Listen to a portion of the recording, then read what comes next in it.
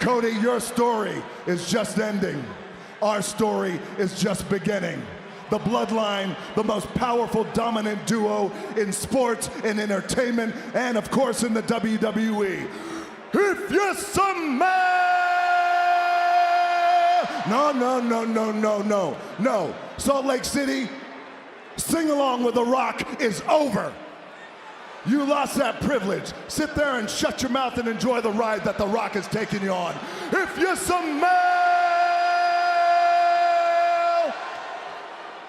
what the Bloodline is cooking.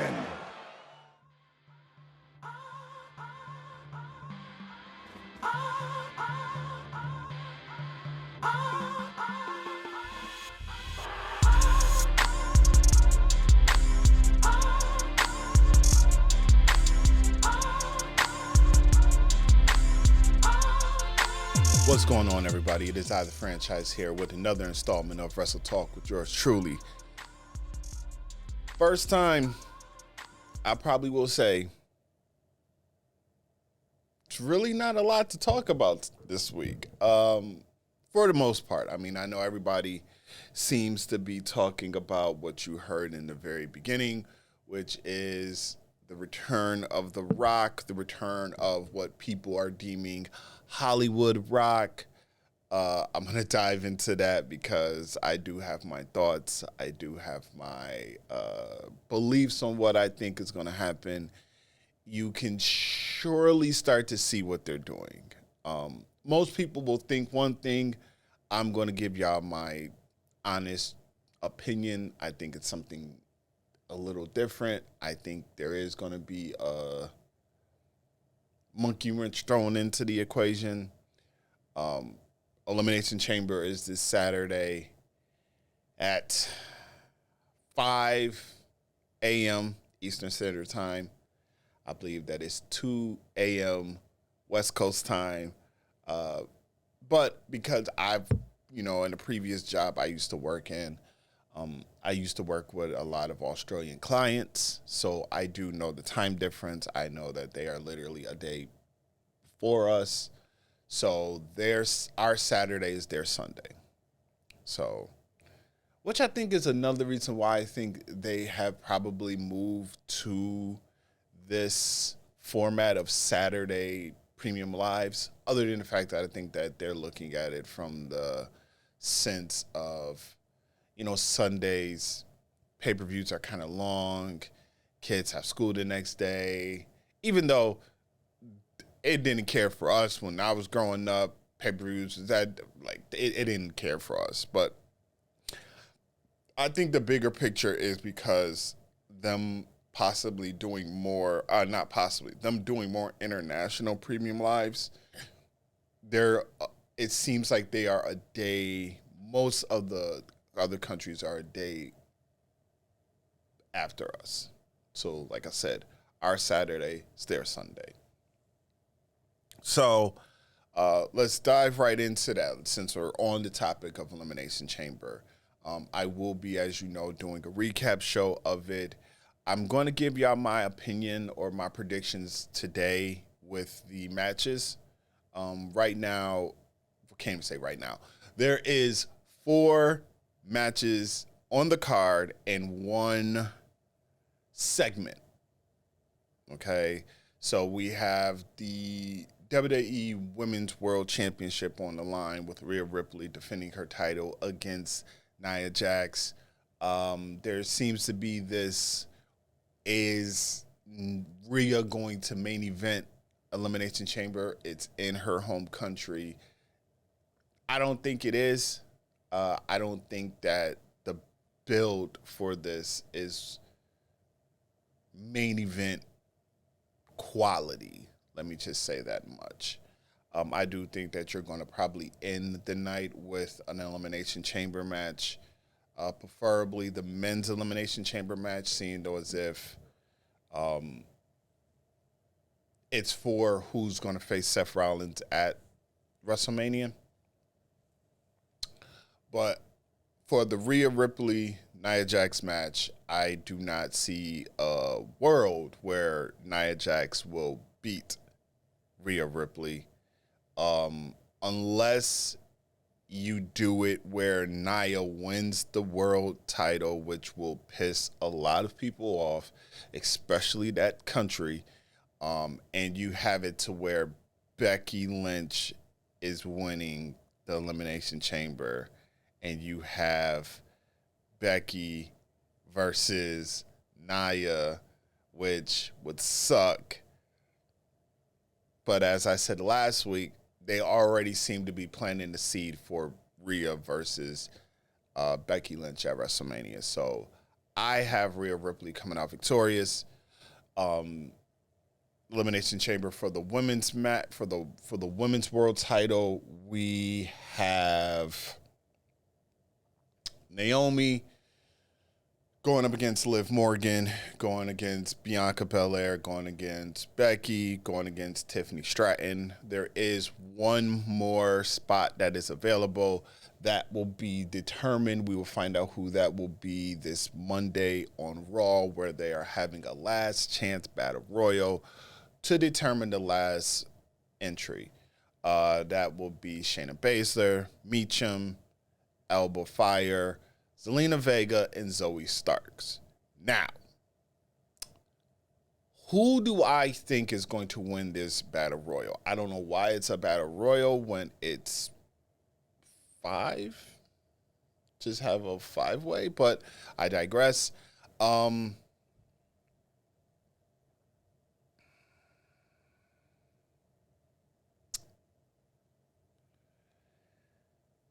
want to go with Zelina. I do.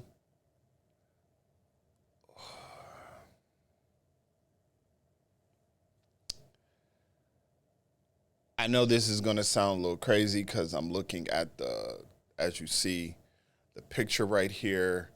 You have 3 SmackDown stars and 2 Raw stars. I think they will probably even it out. I think. But on the men's side, there's only one person from Raw. That's Drew McIntyre. So I'm gonna go with my gut. I'm gonna go with Zelina Vega. She's going to be the last entry, but here's where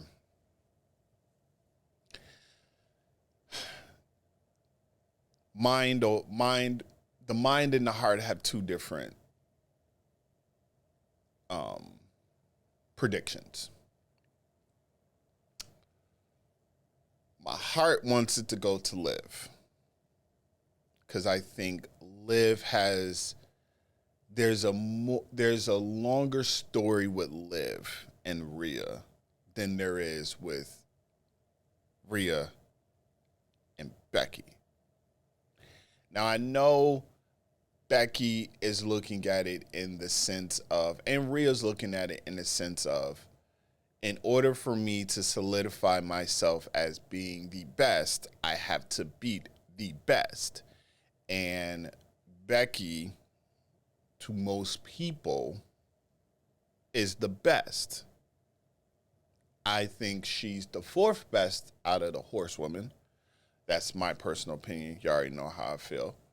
But for the majority of the WWE, they will say Becky's one of the best. And she is, but they would say she's probably one of the more over vets in the game.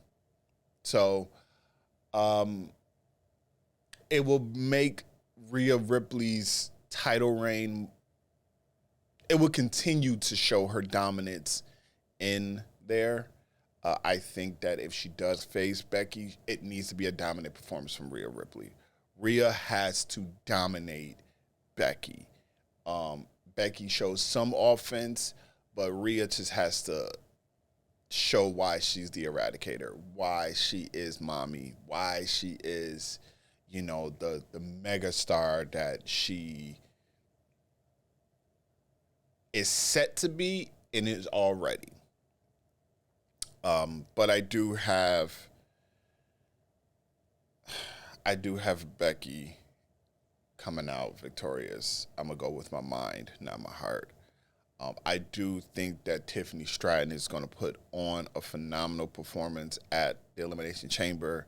There's always the one standout star, and I do not see a place where Tiffany Stratton does not put people on notice of who she is and what she's capable of doing. I know this leaves a lot of people worried and concerned what's going to happen with Bianca. Naomi just came back. I know I said something about Jade and Bianca teaming up to take on the Kabuki Warriors for the titles. I could see a place where it might be Naomi and Bianca. You know, I see a place where that could possibly happen. Either way, I think Bianca is going to go after the women's tag team titles and get those, because she hasn't won the tag team titles yet, so I can see a place where she does actually win those titles. Now we move on to the men's Elimination Chamber match, where we have Kevin Owens, Bobby Lashley, Randy Orton, Drew McIntyre, Logan Paul, and LA Knight. There's no doubt in my mind who I believe is winning this, and that's Drew McIntyre. It's Drew all day, every day. I think Drew is going to be your next World Heavyweight Champion. I think because the way they have made Seth not really pay that close attention to Drew or pay close attention. He's so focused on Cody that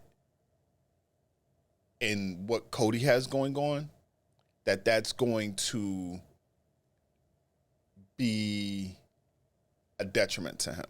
And he's going to lose his title off of the strength of being so worried about Cody. I mean, he told Cody on Monday that he will be his shield in this war to take down the Bloodline. So you see, Seth is more focused on Cody's story and Cody finishing the story, that he's not worried about who he has to face in in WrestleMania. And if it is Drew, Seth's probably going to look at it in the sense of, I've beaten you before, I can beat you again, and Drew is going to have the upper hand. And I think they want to give Drew that moment he did not get when he won the WWE title at the COVID WrestleMania with the empty arena. I think they want to actually give him that moment. And even though he is a heel, I think him just winning that title you may see that raw emotion. You may see Drew get emotional when he wins that title at WrestleMania, at what they are deeming to be the biggest WrestleMania of all time. So we may see the Drew McIntyre emotional side come out, and he may shed a tear or two. Next up, we have, who do I think is going to stand out in this match? Well, I can assure you one thing. I will not be surprised if Logan Paul eliminates LA Knight, which then will lead into LA Knight, Logan Paul at WrestleMania. Or LA Knight eliminates Logan Paul. Either way it goes, one of them two is going to eliminate the other, and it's going to start to create that story leading up to WrestleMania. Because as I said before, I feel like LA Knight is going to be the one to dethrone Logan Paul for the United States title. I I think you're going to get a good show out of everybody. I think because they all had standout performances. You know, there's not like last year was Montez. Montez was the one that a lot of people had their eyes on for the Elimination Chamber. So it'll be interesting to see on the men's side who's going to be the one to stand out. And the segment that they will be doing, Grayson Waller, Australia's very own Grayson Waller, will be having his Grayson Waller Effect. And his guest, as I alluded to earlier, with him being so focused on this story, Seth freaking Rollins and Cody Rhodes. Now, as I said earlier, you heard Seth Rollins. You know, I told you when Seth told Cody, I will be your shield to beat or take down Roman Reigns in the Bloodline. Alluded to the fact that, you know, he once was an architect who then became the visionary, you know, and everything that he did, you know. I thought we were going to get a possible tag team match at WrestleMania at Elimination Chamber with Rock and Roman against these two, Seth and Cody. But then during this Super Bowl, they released the WrestleMania 40 trailer. And the trailer looks though as if we will be getting potentially this at WrestleMania. I'm not sure how I feel about that. Here's why. Because that means that 3 out of the 4 will be doing double duty. Now, I don't have a problem with them doing double duty,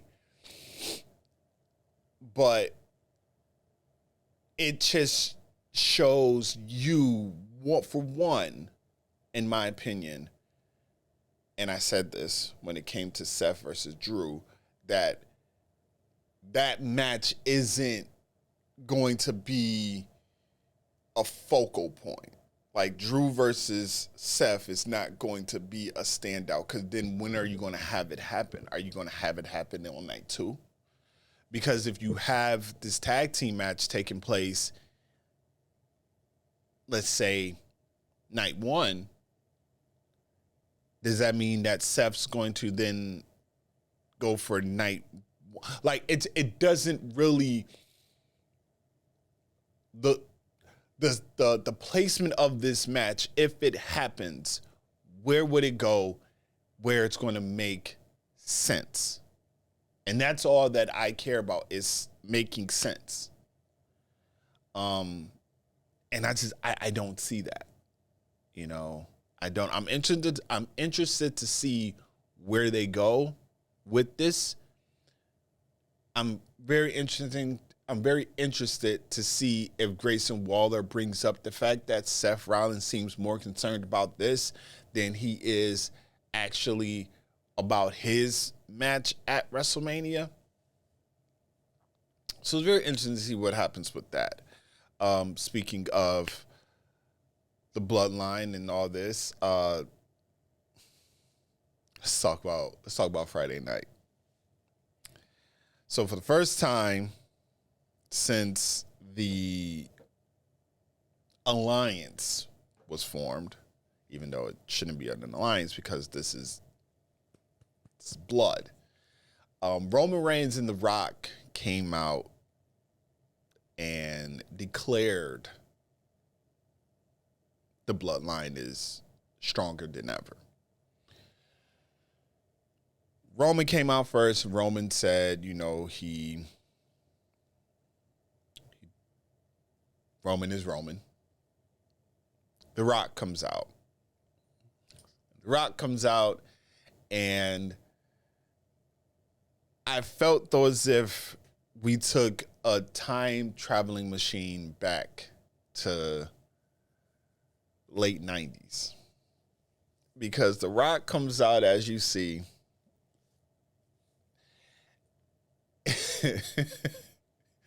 in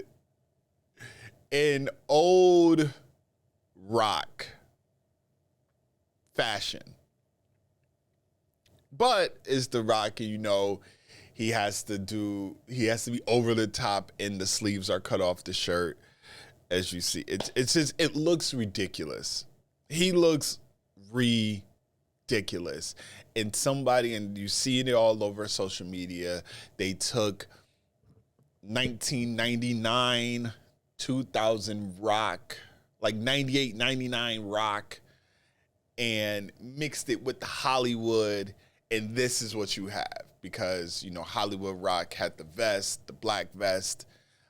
This one has the vest, the sleeveless shirt, however you want to refer to it as. But he has this look. And he declares that he's going to do everything in his power to make sure that Cody Rhodes does not finish this story. And then when they ended the show with them putting the ones up in the air, that's what we got. This right here.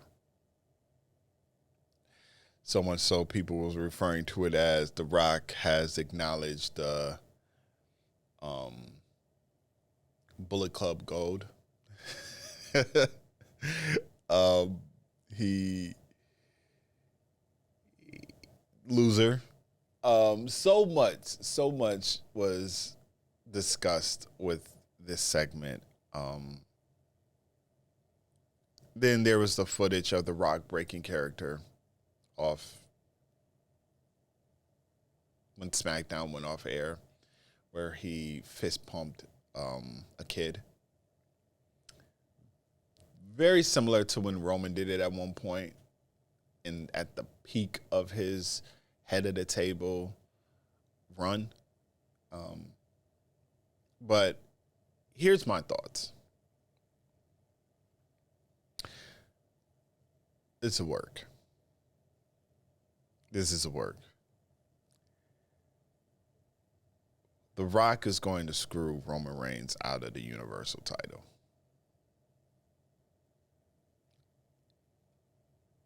It's clear. That's what it appears to be. If we remember, Cody said, I'm going to take everything from you. Then said that he sought counseling from somebody. Now, what if The Rock indeed told Cody, this is what we're going to do?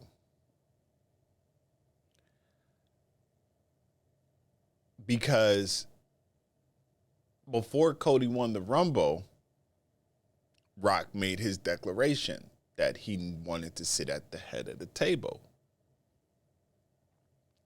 Now, in what I believe is a actual true event, The Rock is, I believe, technically the High Chief. I was trying to find this video I seen it on TikTok, and this guy broke it down and said that he is indeed blessed to be the High Chief. I forgot what his Samoan name is, but it is a real thing. He was blessed by one of the elders, and he truly is indeed the High Chief. I can see a position where Rock maybe looked at it as you know, Roman has disgraced the family. Roman's antics, whatever the case may be, I can see a situation where he did that, you know, which then could lead to obviously the bigger story, the bigger picture, which is Roman versus Rock at next year's WrestleMania. I could see a position where, as I said last week, Rock has the Bloodline turn on Roman.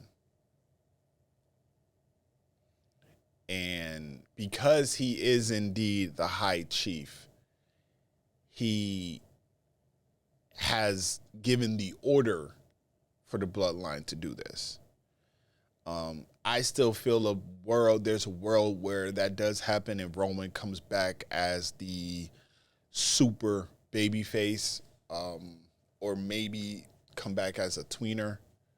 I prefer tweeners over the super babyface, especially because you are going to have the super babyface in Cody Rhodes. You're also going to have it with possibly Seth Rollins. You need to have a legit heel that is going to be the counter to the babyface. So that's my opinion, y'all. I think that this is a work.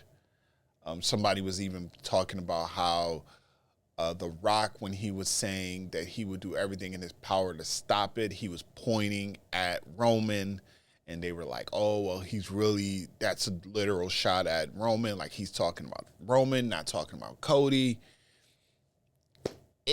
It's a lot of different things. It is truly indeed a lot of different things to take into account. I'm looking forward to it. As I've always said, I'm just enjoying this ride. I'm not looking into all the dirt sheets and all the reports now that seem to be circulating about all this. Like I said yesterday on the Instagram page, I seen a headline that came out. I didn't look into it, but I just seen the headline where The Rock was pushing, I believe, for the tag team match for night one. I don't believe it. I don't. You know, if it happens, I just want to know the placement. I want to know what they're going to do with Seth Rollins. Period.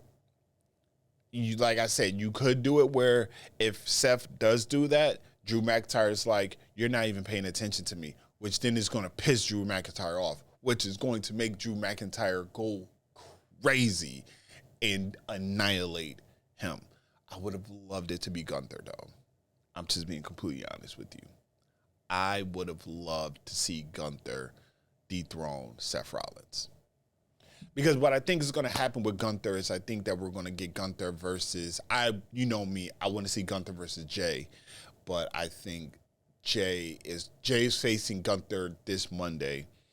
And I think that Gunther's going to retain. But I think something's going to happen and you're going to get Sami Zayn.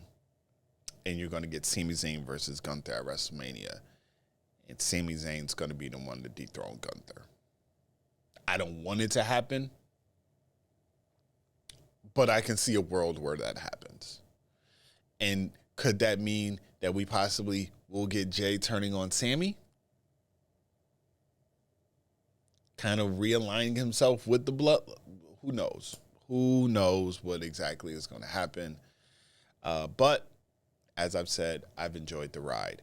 And with that being said, I have nothing else to talk about. Absolutely nothing else to talk about. So let me know what y'all thought about The Rock coming back with his new look, the mix between old Rock when he was, and it's very funny, I was watching, before I got here to shoot, I was watching the Monday Night Wars, and I was actually watching The Rock's episode, and just watching the outfits, the shirts, all this, and thinking how he is now, it's like, it's the time travel. You know, it's the look of a blend between that Rock and Hollywood Rock, and he's doing a lot of his Hollywood rock phrases and lingo and things like that. So it's very interesting to see what happens with that. But let me know what y'all thought about The Rock coming back and him officially aligning himself with the Bloodline. Let me know your predictions for Elimination Chamber. Who do you have coming out on the women's side, Elimination Chamber? Who do you have coming out on the men's side?